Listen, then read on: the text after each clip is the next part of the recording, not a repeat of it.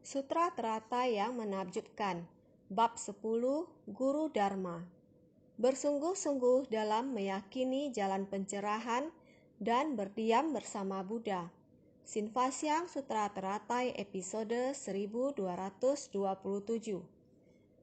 Dengan bersungguh-sungguh dalam meyakini jalan pencerahan, barulah dapat mengobarkan semangat juang dan kekuatan ikrar untuk membina diri, menegakkan dharma, dan membaur ke dalam dunia untuk senantiasa meneruskan apa yang dilindungi oleh Tathagata. Jika seseorang dapat menegakkan dan menjelaskan sutra ini, berarti sedang belajar dan melatih kesabaran besar. Jubah Tathagata menyelimuti dan melindungi dari kejahatan para makhluk. Keyakinan adalah sumber dari jalan dan induk dari segala pahala kebajikan. Semua orang memahami kalimat ini, tetapi apakah kita meyakini dengan mendalam? Keyakinan harus diserap ke dalam hati. Jalan batin dan jalan bodhisattva barulah dapat berhasil dibentangkan. Oleh itu, dengan bersungguh-sungguh dalam meyakini jalan pencerahan. Bersungguh-sungguh artinya sangat tulus. Dengan tulus dan teguh, apakah batin kita tulus dan teguh?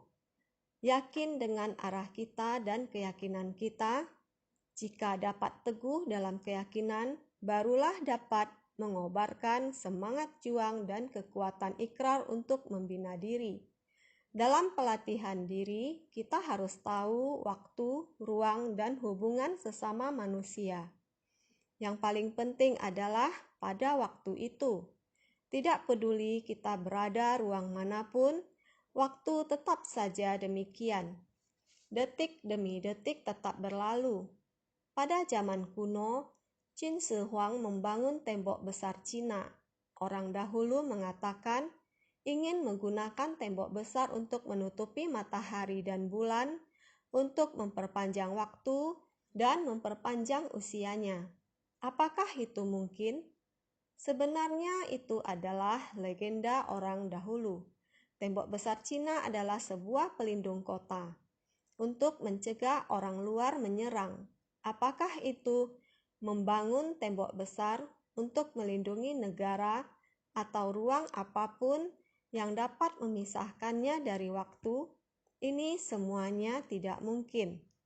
Tembok besar untuk melindungi negara, tetapi zaman dulu hingga sekarang, apakah ada orang yang hidup selamanya?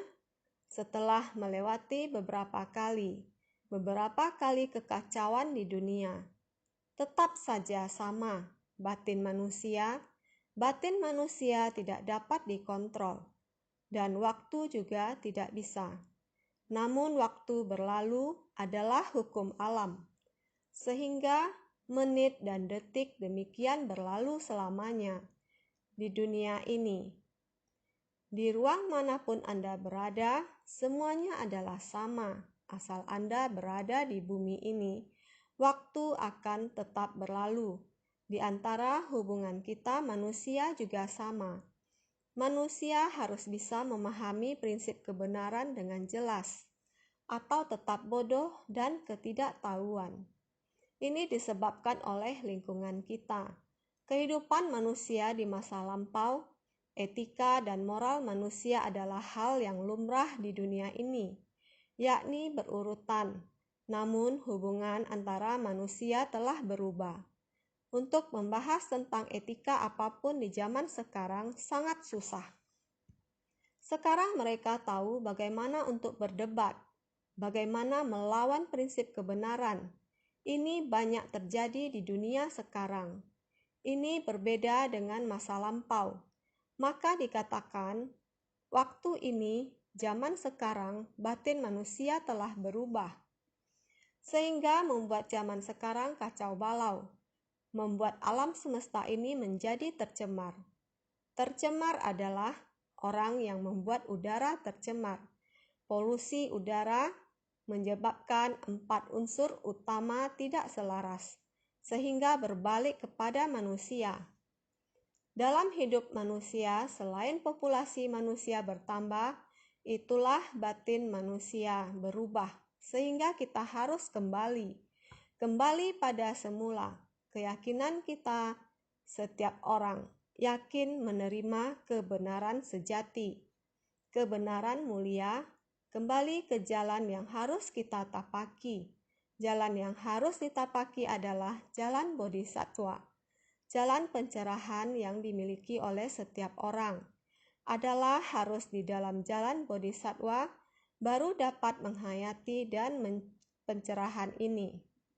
Maka dengan bersungguh-sungguh dalam meyakini jalan pencerahan, barulah dapat mengobarkan semangat juang dan kekuatan ikrar untuk membina diri. Jika sekarang kita tidak segera untuk berupaya semangat di mana kekuatan ikrar kita harus membangun ikrar agung.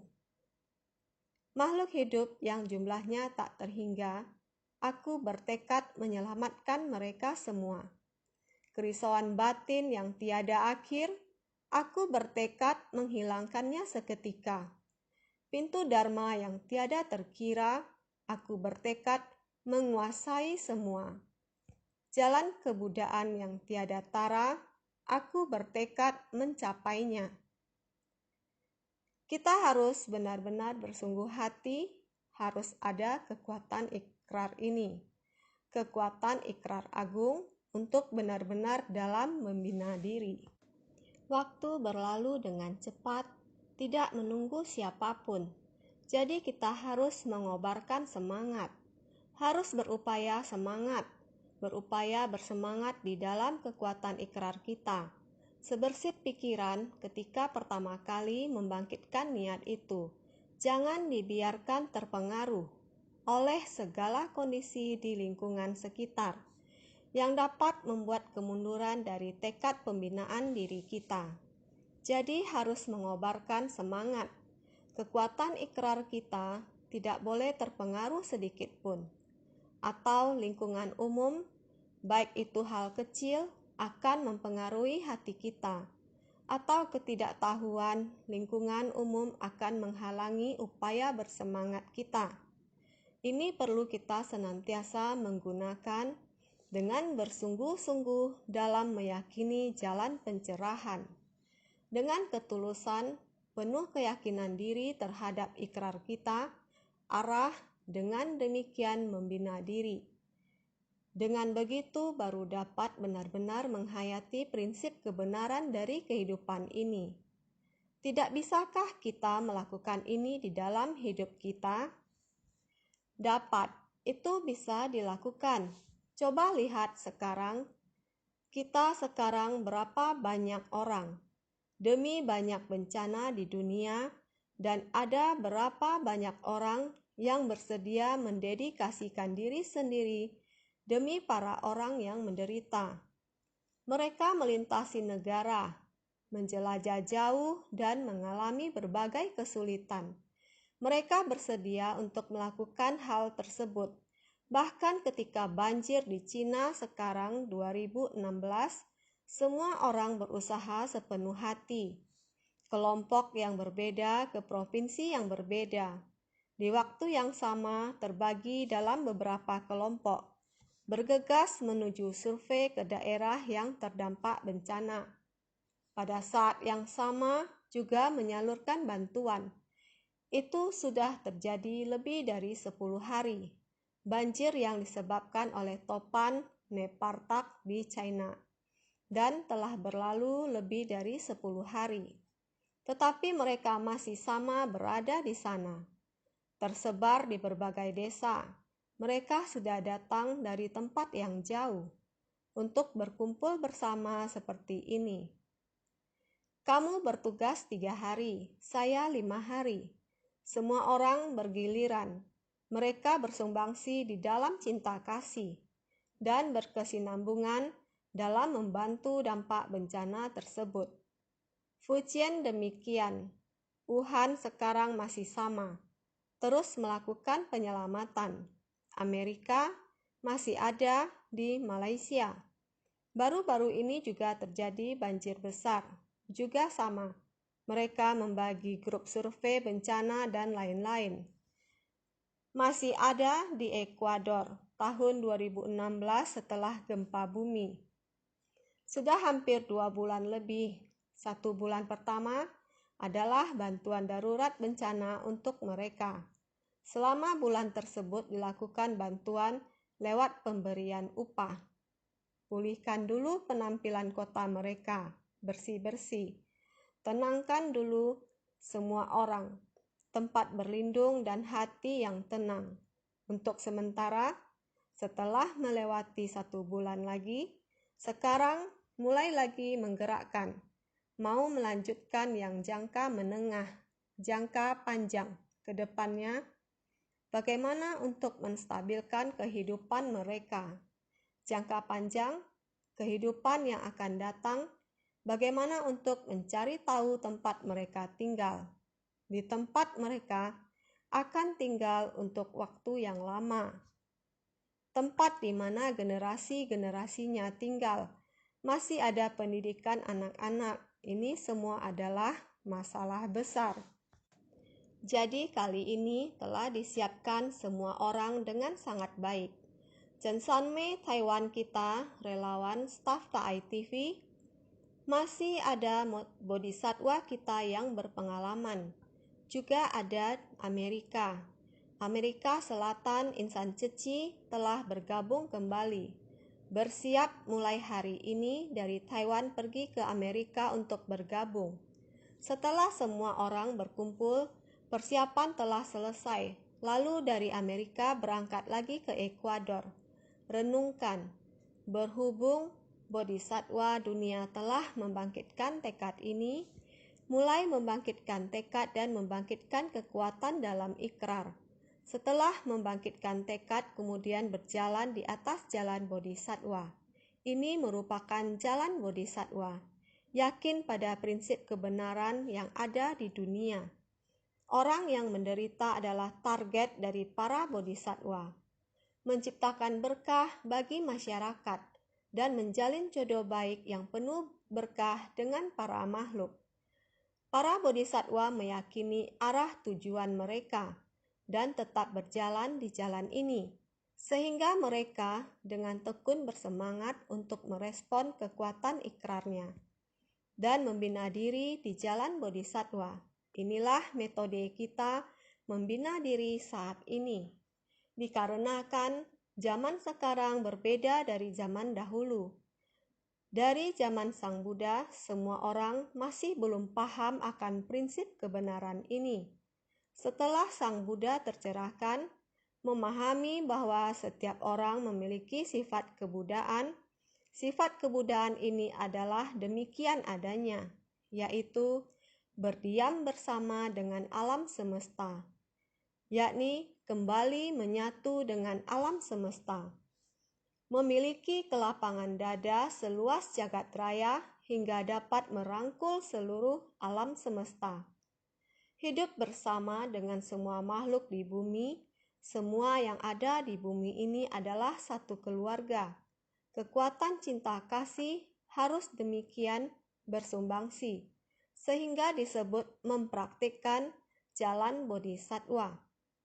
Di dalam kitab Jataka Sutra, Sang Buddha demi menyelamatkan semua makhluk tanpa pamrih dari kehidupan ke kehidupan, demikian bersumbangsi.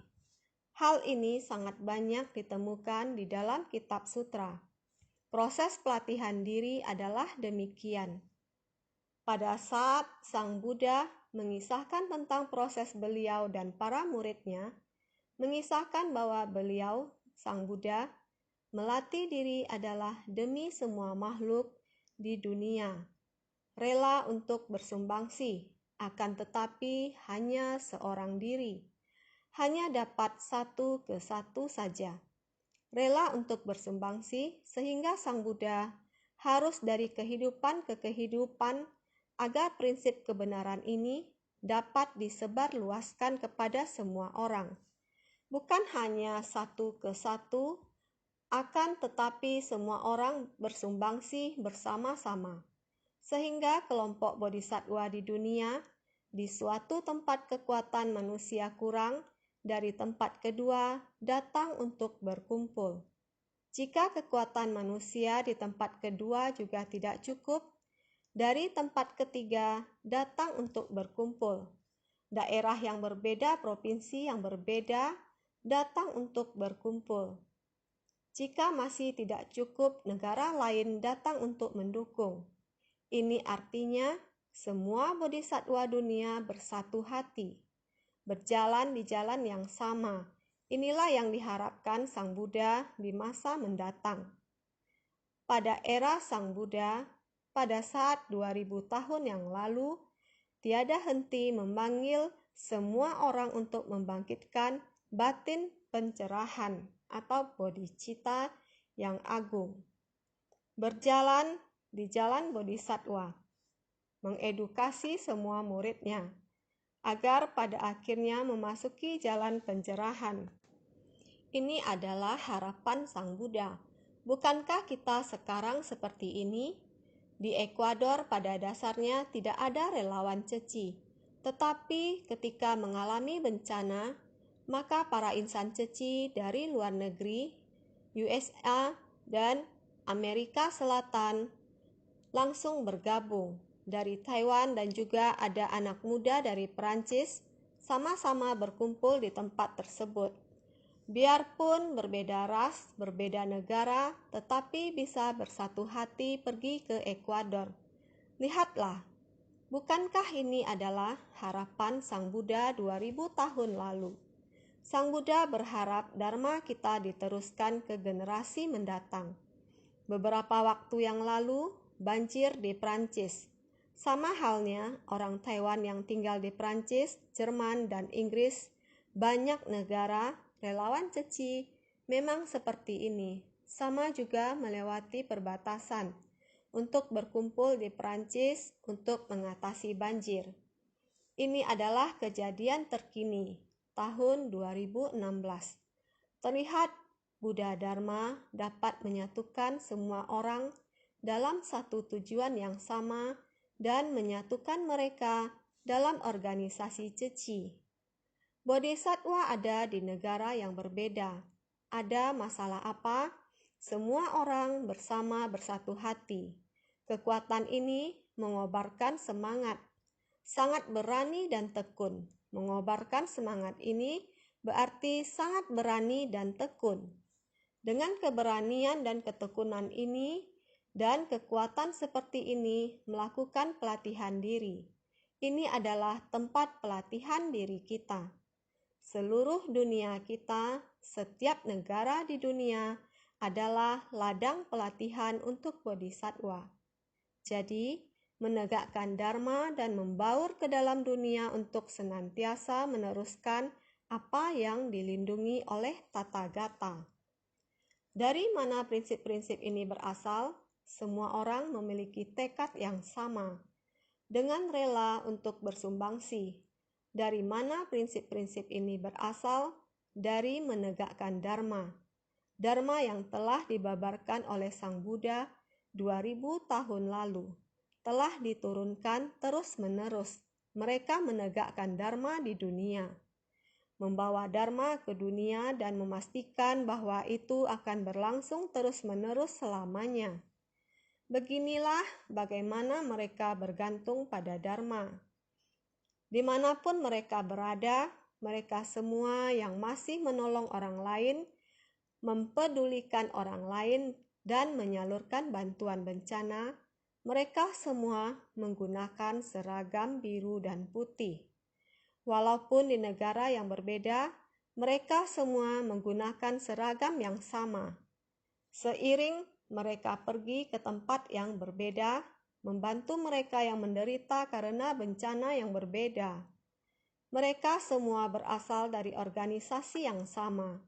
Mereka telah menerima ajaran yang sama ke dalam hati mereka, dan demikian bersumbangsi. Dharma ini datangnya berasal dari mana? Yang dilindungi oleh Tathagata, kendaraan besar adalah ajaran yang tersimpan dalam batin para Tathagata. Ajaran kendaraan besar adalah dari satu kehidupan ke kehidupan berikutnya. Ada orang yang demikian langsung terus mewariskan, kita baru ada dharma bisa bersama dengan hati semua orang. Bersumbangsi di dunia ini tidak hanya bersumbangsi materi berwujud. Di saat yang sama, dharma juga disebarkan. Prinsip kebenaran yang sama seperti saat mereka sedang memberi bantuan bencana, baik yang berada di kota Fujian ataupun sekarang di kota Wuhan. Setelah memberikan bantuan bencana, sambilan mengajari mereka harus melakukan pelestarian lingkungan. Pelestarian lingkungan melindungi bumi. Bencana terus terjadi adalah datang dari banyak prinsip kebenaran tentang pelestarian lingkungan. Mereka sambil mengatakan prinsip kebenaran ini, mengatakan untuk semuanya dengar agar semuanya bisa menghemat dari pemborosan, bisa menyayangi dan menghargai usia benda, paham harus bagaimana melakukan daur ulang. Dharma yang begitu sederhana nampaknya sangat mudah, namun pengaruhnya sangat besar. Ini juga sama melindungi bumi. Menolong para makhluk juga adalah prinsip kebenaran, adalah dharma.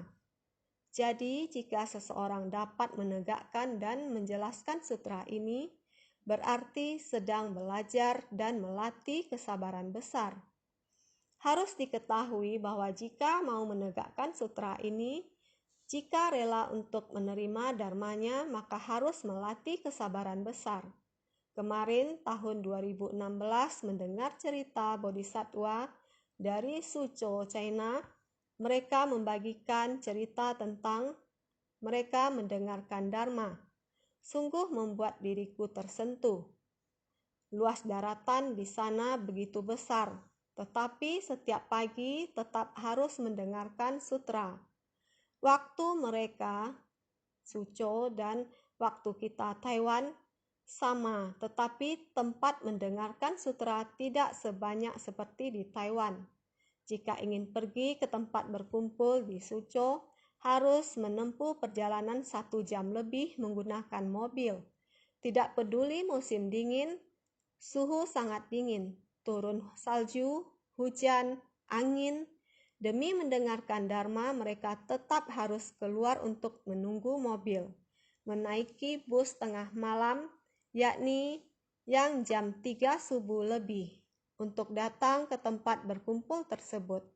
Ada orang yang bertekad menyediakan mobil bagi Bodhisattva, yaitu kendaraan lembu putih, khusus untuk menjemput para Bodhisattva berkumpul ke titik kumpul.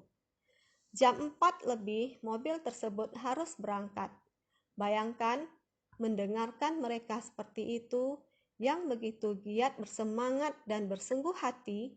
Ada seorang anak berusia 12 tahun melihat ibunya, mengapa setiap hari harus seperti itu pergi mendengarkan? Apa yang sebenarnya didengarkan? Kenapa begitu antusias? Anak ini juga mengikuti orang tuanya untuk mendengarkan sutra. Pada usia 12 tahun, setelah mendengarkan sutra, bukan hanya membuat catatan, juga menggunakan menggambar. Bahkan kitab sutra juga bisa diterima. Dia mengambil sutra 37 faktor pendukung menuju pencerahan dengan cara menggambarkannya keluar. Ini tidak mudah. Juga ada yang berusia 9 tahun juga sama. Mempertahankan ketekunan ini mengikuti orang tua. Berangin ataupun hujan tetap datang untuk mendengarkan Dharma. Juga ada melihat mereka dalam kegiatan bantuan darurat, melakukan pekerjaan di misi amal dan pendampingan jangka panjang. Ada yang 6 atau 7 tahun, ada yang 8 atau 9 tahun. Saat ini sudah mulai mengabdikan diri dalam kegiatan daur ulang. Ini benar sangat banyak. Semuanya adalah bodhisattva yang membuat orang lain terharu. Di tempat itu juga karena mendengarkan Dharma dengan tekun. Setelah dia mendengarkan Dharma, mereka dapat mempertahankan tekad pembinaan diri ini. Ini membutuhkan tekad hati yang kuat atau jangka panjang. Dana, sila, kesabaran, semangat, samadhi, dan kebijaksanaan. 6 paramita ini membutuhkan kesabaran, harus menahan cuaca atau iklim dan unsur alam. Mereka harus menahan atau pagi-pagi bangun dan bersiap diri untuk perjalanan yang jauh. Mereka harus tekun melawan halangan, baik yang berwujud maupun tak berwujud. Mereka harus tekun. Ketekunan ini membutuhkan kesabaran. Dengan kesabaran, barulah dapat melakukan sesuatu dengan gigih. Oleh karena itu, jubah Tathagata menyelimuti dan melindungi dari kejahatan para makhluk. Mereka ditutupi oleh jubah Tathagata dan menerima pujian dari Tathagata. Dan ajaran dari Tathagata, kita menggunakan ajaran dari Tathagata seperti yang telah kita bahas kemarin. Kita adalah anak-anak yang lahir dari pembabaran Buddha. Kita semua seperti putra Tathagata. Saat Tathagata membentangkan tangan, beliau mengumpulkan kita semua dan menutupinya dengan jubah.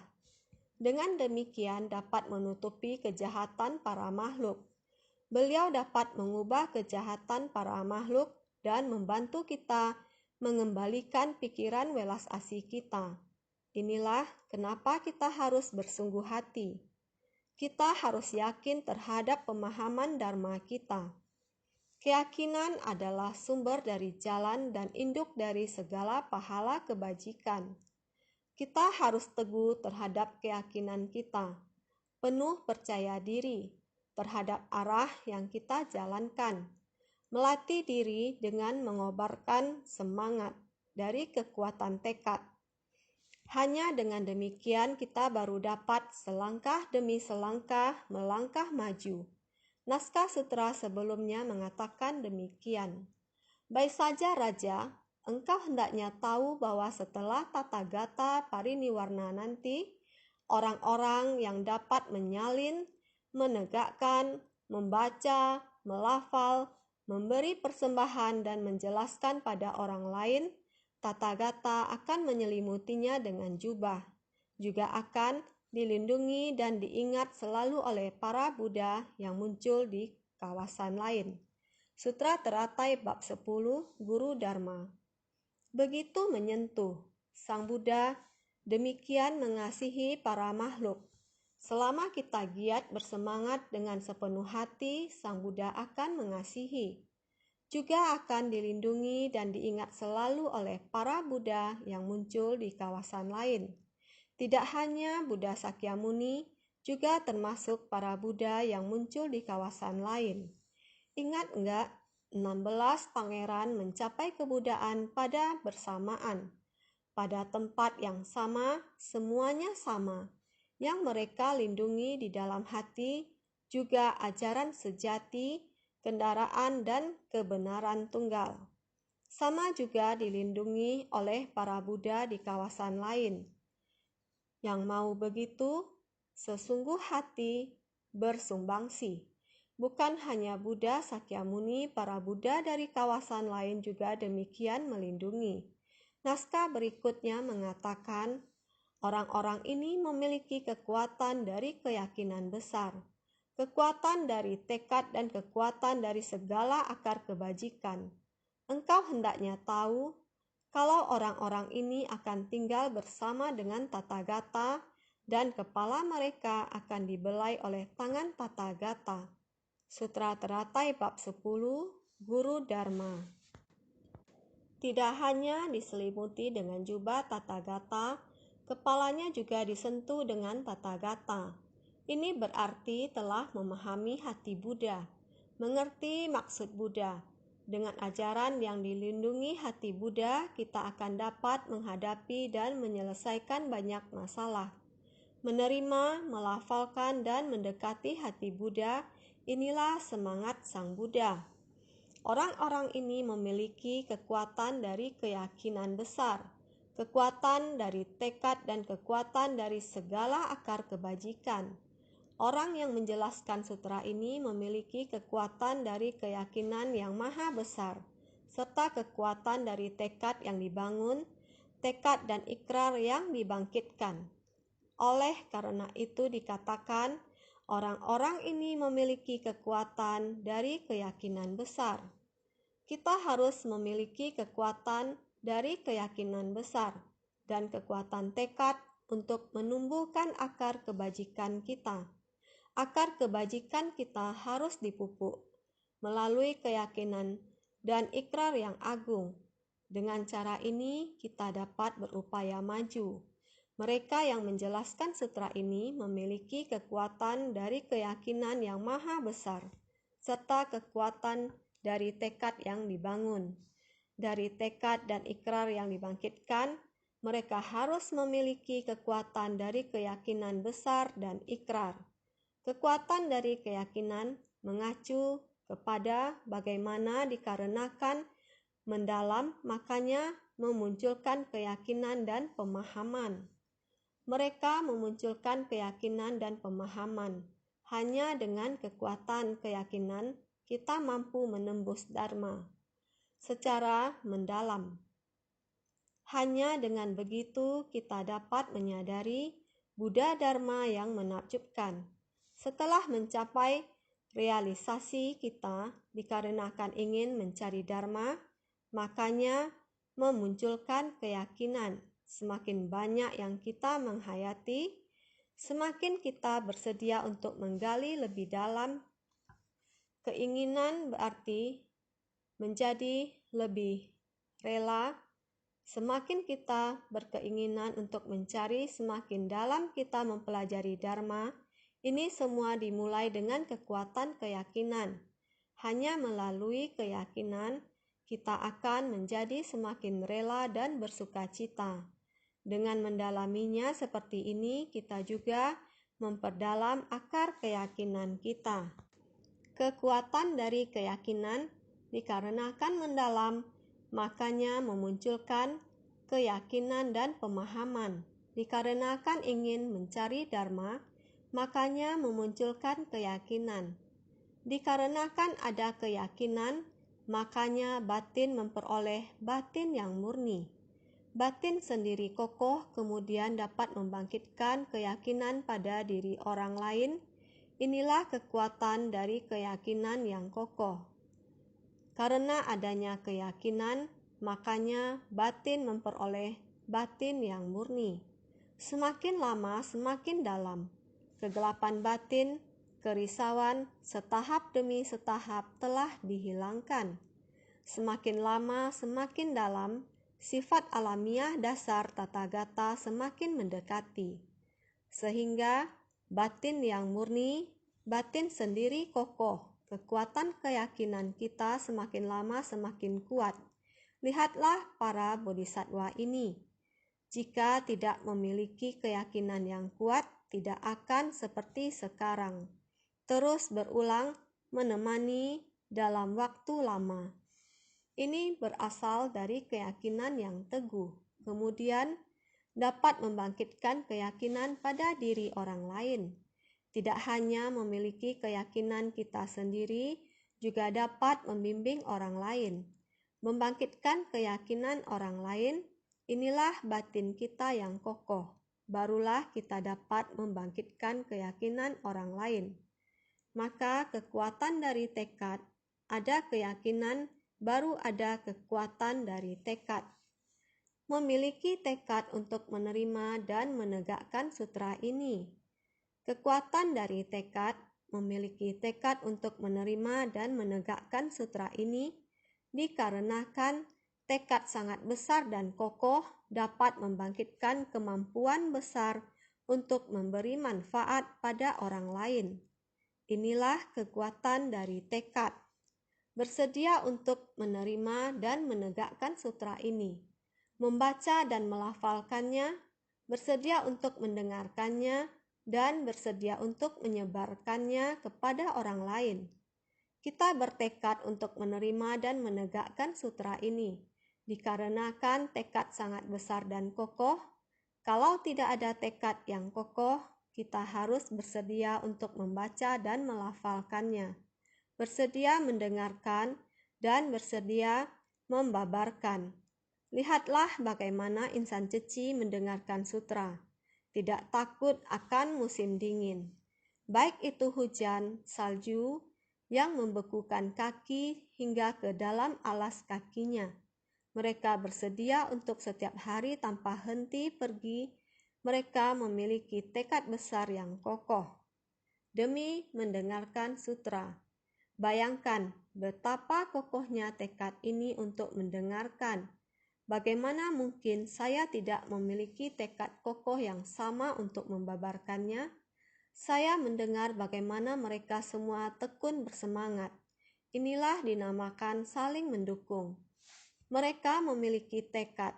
Orang yang membabarkan juga harus memiliki tekad. Orang yang mendengarkan juga harus tekun bersemangat. Semuanya sama-sama tekun bersemangat. Jadi keyakinan kita, kekuatan tekad kita menginspirasi keyakinan dan kekuatan tekad orang lain. Dapat membangkitkan kemampuan besar untuk memberi manfaat pada orang lain. Dengan ini, kita membangkitkan kemampuan untuk memberi manfaat kepada orang lain. Inilah kekuatan dari sutra ini. Sutra ini diajarkan untuk menguatkan keyakinan kita. Jadi kita harus gagah berani dan tekun bersemangat. Ini adalah kekuatan dari tekad. Jadi kekuatan dari segala akar kebajikan. Selain kekuatan dari tekad juga harus ada kekuatan dari segala akar kebajikan. Kekuatan dari segala akar kebajikan adalah akar keyakinan, akar perhatian, dan akar samadhi. Kekuatan dari segala akar kebajikan merujuk pada akar keyakinan, akar perhatian, akar samadhi, dan lainnya. Diri sendiri dapat meyakini sutra ini tanpa tergoyahkan, juga dapat membimbing orang lain agar meyakini sutra ini bagaikan akar yang tak tergoyahkan. Inilah kekuatan dari akar kebajikan. Akar keyakinan kita juga harus perhatian. Kita senantiasa perhatian pada setiap niatan. Kita mesti memiliki perhatian akan keyakinan. Sebersit pikiran yang timbul seketika, jika kita terpengaruh kegelapan batin dan kerisauan, maka kita akan kehilangan perhatian akan keyakinan, kehilangan kekuatan ikrar kita. Maka akar perhatian ini adalah perhatian terhadap setiap niatan. Juga harus ada kekuatan samadhi dan akar samadhi. Maka akar keyakinan yang teguh dan kekuatan perhatian sangatlah penting. Diri sendiri dapat meyakini sutra ini tanpa tergoyahkan, sehingga juga dapat membimbing orang lain agar meyakini sutra ini. Semua orang dapat memahami setelah melihat ini, di mana bisa memperkokoh keyakinan diri sendiri dan juga mempengaruhi orang lain. Sama halnya, karena memiliki akar keyakinan dan perhatian, ini kita harus bersungguh hati dan kokoh, bagaikan akar yang tak tergoyahkan. Adalah kekuatan dari akar kebajikan. Coba lihat, sebuah pohon yang besar, bila berdiri tegak di atas tanah karena akar yang kuat menancap ke dalam, sangat mendalam dan kuat mencekram, maka pohon ini tidak takut akan angin dan berdiri tegak di atas tanah. Prinsip yang sama, sehingga engkau hendaknya tahu kalau orang-orang ini akan tinggal bersama dengan Tathagata. Semua Tathagata tinggal di lahan kepadaman yang hening, para kendaraan tunggal yang paling akhir. Sekarang para praktisi ini berdiam dengan damai dalam perbendaharaan dari lautan pahala kebajikan dalam sutra teratai. Makanya dikatakan tinggal bersama. Kita tahu bahwa menegakkan sutra demikian. Apakah membaca sutra, melafalkan sutra, menyalin sutra, atau mendengarkan sutra, membabarkan sutra, dan lain-lain, orang-orang ini mempunyai hati yang teguh tak tergoyahkan. Akan tinggal bersama dengan Tathagata, tinggal di tempat yang sama dengan Tathagata, yaitu semua Tathagata tinggal bersama, yaitu pada suatu tempat. Demikianlah ditetapkan di tempat itu, tinggal di tempat itu, tinggal bersama dengan Tathagata di tempat yang telah ditetapkan. Maka disebut di lahan kepadaman yang hening pada kendaraan tunggal yang paling akhir. Ini adalah kendaraan tunggal, ajaran dari satu kendaraan sejati.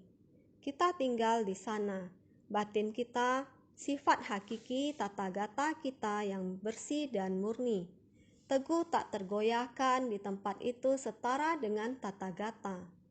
Maka sekarang para praktisi ini berdiam dengan damai dalam perbendaharaan dari lautan pahala kebajikan dalam sutra teratai. Saat kita semuanya dapat, batin kita dapat berdiam dengan damai dalam lautan pahala kebajikan sutra teratai. Sutra teratai adalah jalan bodhisattva, 6 paramita dan puluhan ribu prakteknya bodhisattva. Ini harus sungguh-sungguh kita pertahankan. Setiap perjalanan yang dilalui akan menambah kebijaksanaan kita. Menempa diri di tengah orang banyak akan menghasilkan kebijaksanaan bagi kita.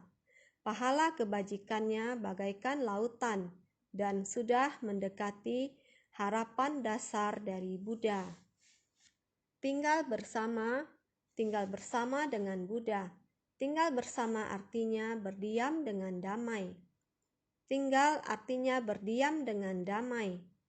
Tathagata menjadikan kebajikan dari Dharmakaya, kebajikan dari pembebasan, dan kebajikan dari kebijaksanaan.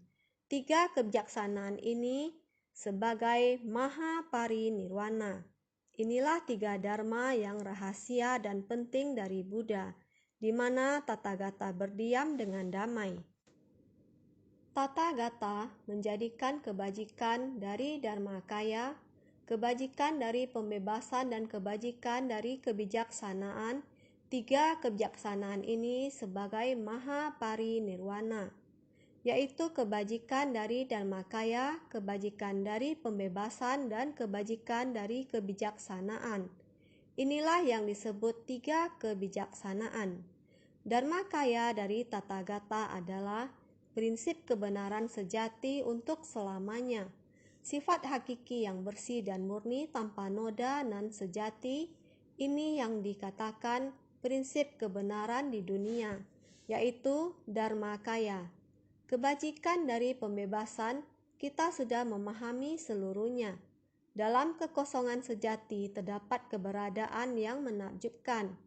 Batin tanpa noda dan tidak tergoyahkan oleh pengaruh dari mana saja. Inilah pembebasan, tidak terpengaruh oleh kegelapan batin. Ini juga kebijaksanaan. Kebijaksanaan adalah prajna. Karena telah memperoleh kebijaksanaan, sehingga kita mampu terbebaskan, tidak diliputi oleh kegelapan batin, kembali pada sifat hakiki dan makaya Tathagata.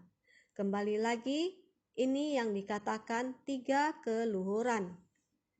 Disebut Maha Nirwana. Sebenarnya makna dari nirwana adalah terdapat di sini. Inilah 3 dharma yang rahasia dan penting dari Buddha. 3 dharma inilah yang dijaga dan dilindungi ketika menjadi satu membentuk sutra teratai. Tidak lain adalah Dharmakaya Buddha. Tidak lain adalah keluhuran dari pembebasan. Tidak lain juga mengandung kebijaksanaan tinggi. Inilah kandungan dari sutra teratai.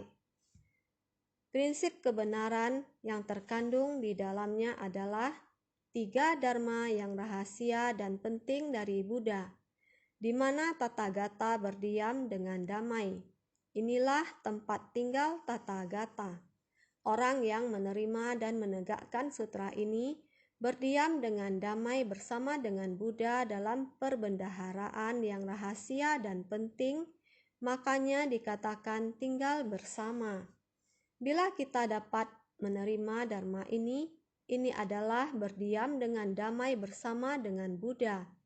Kita berdiam bersama Buddha pada satu tempat.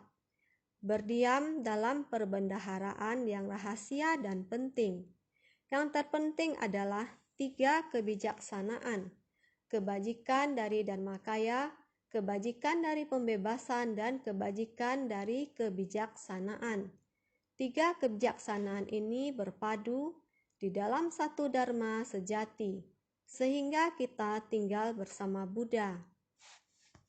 Kepala mereka akan dibelai oleh tangan Tathagata.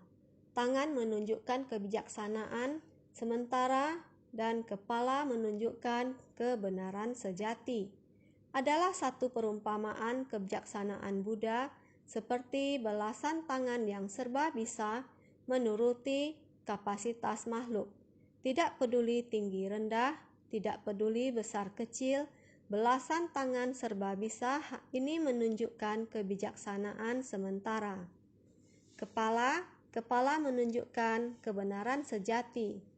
Kebenaran sejati, segala pemikiran adalah fungsi dari otak dan pikiran. Kita mengatakan bangkitkan tekad. Sebenarnya yang menggerakkan kondisi luar adalah otak. Maka pikiran dan otak harus bersatu. Singkat kata, kepala ini menunjukkan kebenaran sejati. 5 akar kita berinteraksi dengan 5 objek indera, berpadu dalam kesadaran pikiran. Ini menunjukkan semua prinsip kebenaran diterima. Segala wujud di dunia ini baru bertindak masuk ke dalam kesadaran ke-8. Kembali ke kesadaran 9 sifat hakiki Tathata. Ini menunjukkan kebenaran sejati. Tathagata menjelaskan makna dari metode terampil. Orang yang masuk ke jalan yang paling akhir daripada kendaraan Buddha, artinya kepalanya telah dibelai oleh tangan Buddha. Walaupun makna ajaran yang dibabarkan Tathata adalah metode terampil, prinsip kebenaran metode terampil adalah memikat kita masuk ke kendaraan Buddha. Jalan yang paling akhir itu, inilah kebijaksanaan Buddha. Demikian menuntun kita, yaitu artinya kepalanya telah dibelai oleh tangan Buddha. Membelai kepala merujuk pada kaum sepuh yang menghibur, yaitu kita lansia terhadap anak cucu, ataupun yang artinya seperti atasan terhadap bawahan. Menghibur, menyayangi, mendukung, dan melindungi. Membelai kepala merujuk pada kaum sepuh yang menghibur, mendukung, dan melindungi kaum muda. Kepala dari para praktisi merujuk pada kebijaksanaan sejati. Tangan dari Tathagata merujuk pada kebijaksanaan sementara. Karena terjalin secara batiniah, makanya dikatakan membelai kepala, artinya memberikan peramalan. Kepala dari para praktisi yaitu kebijaksanaan sejati. Tangan dari Tathagata adalah kebijaksanaan sementara. Setiap orang memiliki sifat hakiki kebudaan, sehingga kebijaksanaan sejati. Tathagata menggunakan metode terampilnya datang membimbing kita menunjukkan kebijaksanaan sementara. Karena terjalin secara batiniah, setiap orang memiliki sifat hakiki kebudaan. Tetapi kita tidak tahu Buddha menggunakan metode terampil menarik kita, membuat kita dengan Buddha bisa terjalin secara batiniah. Maka disebutkan membelai kepala artinya memberikan peramalan. Tangan membelai kepala, tata gata menjadikan kebijaksanaan sebagai tangan, metode terampil sebagai tangan. Jadi, siapa saja yang menerima dan menegakkan sutra ini, semuanya berada dalam tuntunan tata gata. Makanya dikatakan tangan membelai kepala. Siapa saja yang menerima dan menegakkan sutra ini, semuanya berada dalam tuntunan tata gata. Menerima dan menegakkan yaitu kedua tangan demikian. Tangan disatukan maka disebut tangan membelai kepala. Belajar ajaran Buddha, yang paling penting kita harus benar-benar meyakini mendalam tanpa ada keraguan. Dengan bersungguh-sungguh dalam meyakini jalan pencerahan, barulah dapat mengobarkan semangat juang. Membangun ikrar, dengan kekuatan ikrar melatih diri. Kekuatan ikrar melatih diri ini sangat penting, sehingga kita harus senantiasa bersungguh hati.